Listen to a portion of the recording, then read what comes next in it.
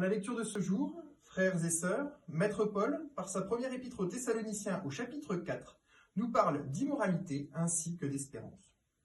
Il nous explique que l'espérance constitue, en quelque sorte, le terreau de la véritable moralité, en cela qu'elle est la source de la volonté qui rend sa mise en pratique possible sur le long terme.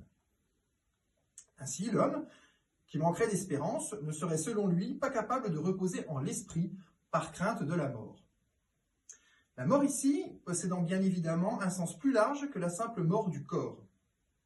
Par extension, elle symboliserait alors la fin de la vie en tant que démarche philosophique, c'est-à-dire la fin de la quête initiatique dont cette même vie retracerait l'histoire et la cohérence en perspective de quelque chose qui la transcende, le salut en l'occurrence.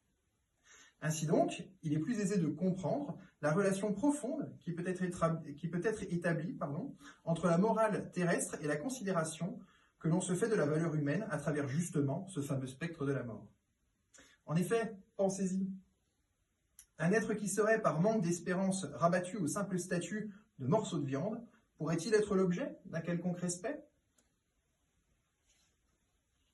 Si donc le respect n'est jamais que la face tangible d'une morale plus évanescente, il serait bon de ne pas tomber en une analyse trop matérialiste de l'existence, sous peine de le voir tout bonnement disparaître. C'est pourquoi, en ce dimanche, frères et sœurs, je souhaiterais que vous vous attardiez quelque peu sur cette thématique et que de fait vous parveniez à trancher sur ce qui possède au fond le plus de valeur entre la vie biologique et l'esprit. Car si la vie terrestre est ce que le monde moderne met le plus en avant, nous venons pourtant de constater que sa valeur est plus que jamais circonstanciée à ce que l'on admet pouvoir lui survivre.